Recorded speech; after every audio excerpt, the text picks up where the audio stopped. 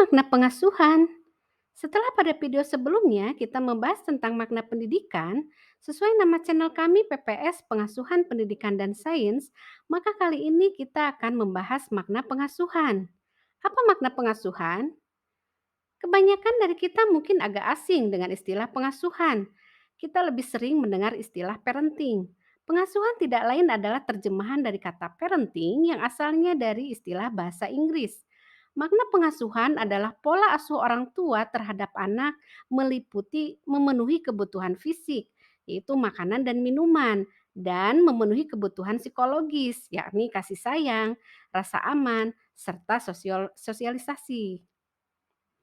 Apakah tujuan pengasuhan? Pada dasarnya tujuan pengasuhan adalah merawat anak agar anak tumbuh dengan sehat fisik maupun psikologisnya dan memiliki kehidupan yang baik. Kehidupan yang baik kita definisikan anak berada dalam lingkungan yang membuat dia bisa mengoptimalkan kemampuan fisik, mental maupun kognitifnya. Masa terberat pengasuhan tentunya adalah masa-masa setelah anak lahir sampai selesai menyusui, terutama bagi orang tua yang baru pertama kali mempunyai anak. Apa yang dirasakan paling berat? Tentu terganggunya waktu tidur malam dan istirahat siang seorang ibu baru. Inilah pemicu utama munculnya sindrom baby blues. Sayangnya, sang ayah baru seringkali tidak ikut terlibat dalam pengasuhan bayi baru karena ketakutan mengurus bayi kecil yang sangat rentan dan tidak ikut terbangun saat anak menangis karena frekuensi suara tangis bayi seringkali hanya bisa ditangkap oleh ibunya. Ada satu adaptasi yang harus dilakukan orang tua ketika mempunyai anak. Apa itu? Membiasakan diri untuk ditempeli anak sesuatu yang tidak bisa dilepas seumur hidupnya. Istilah ditempeli adalah istilah yang tepat karena memang anak benar-benar menempel pada orang tuanya atau lebih tepatnya ibu yang mengasuhnya lebih sering. Orang tua yang belum siap memiliki anak biasanya merasa risih dengan keadaan ini, sehingga sering secara tidak sadar menghindari interaksi dengan anak baik saat anak masih kecil maupun sudah agak besar.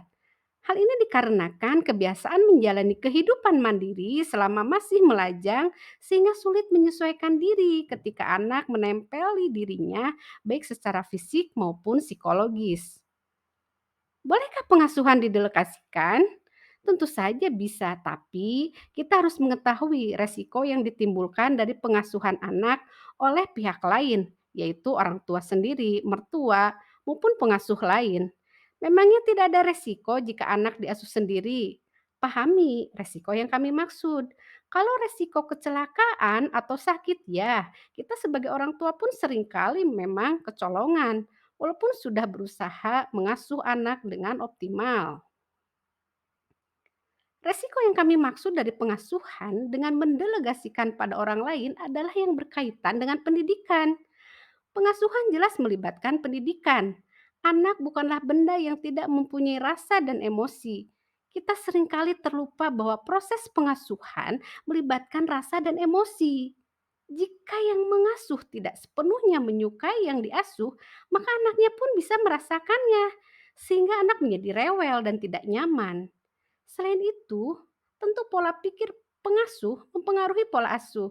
Seseorang berpendidikan tentu akan memiliki pola pikir yang berbeda, sehingga dia pun akan mengasuh dan memperlakukan anak berbeda. Hal yang harus diperhatikan jika mendelegasikan pengasuhan adalah kita harus turut mendidik sang pengasuh anak. Walaupun anak kita diasuh kedua orang tua kita yang notabene telah mengasuh dan mendidik kita sejak kecil, tetap saja dalam perjalanan hidup kita akan ada banyak perubahan pola pikir dalam hal pengasuhan dan pendidikan. Apalagi jika diasuh oleh orang lain yang berbeda tingkat pendidikan dan pola pikirnya. Pola pengasuhan yang dipilih akan menentukan kualitas anak kita. Kita akan membahas 3 pola pengasuhan yang sering kali diterapkan sekitar kita. Pola pengasuhan itu adalah otoriter, tidak konsisten, dan pengabaian. Kebanyakan orang tua menerapkan pola otoriter karena merasa orang tua yang telah lebih lama hidup tentu memiliki ilmu dan pengalaman yang lebih banyak daripada anak. Ada juga orang tua yang pola asuhnya tidak konsisten, tergantung kesibukan dan mood. Kadang kalau sedang ingat akan idealismenya, dia akan otoriter. Tapi ketika sedang sibuk, dia akan mengabaikan anaknya. Dan ketika hatinya sedang senang, dia memberikan apa yang diinginkan anaknya tanpa mempertimbangkan sisi pendidikan. Satu lagi adalah pola asuh pengabaian. Karena orang tuanya mengalami gangguan kestabilan emosi, merasa terganggu dengan kehadiran anak atau bahkan menolak kehadirannya. Pola pengasuhan yang paling bijak adalah orang tua memegang kontrol tapi masih menerima negosiasi. Bernegosiasi dengan anak tidak dimulai saat anak berusia remaja atau dewasa. Negosiasi dilakukan sejak anak bayi, walaupun anak baru bisa berbahasa isyarat. Mengapa bernegosiasi ini penting? Karena negosiasi adalah sebuah penghargaan posisi anak di depan orang tuanya. Orang tua tetap memberikan pilihan yang konsisten, tapi anak boleh memilih satu dari dua pilihan itu agar anak merasa dihargai. Negosiasi dilakukan dalam semua aktivitas keseharian anak dan mengajarkan anak konsisten dengan pilihannya.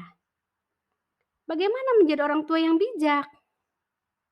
Tidak ada jalan lain untuk menjadi bijak adalah dengan mengikuti jalan benar.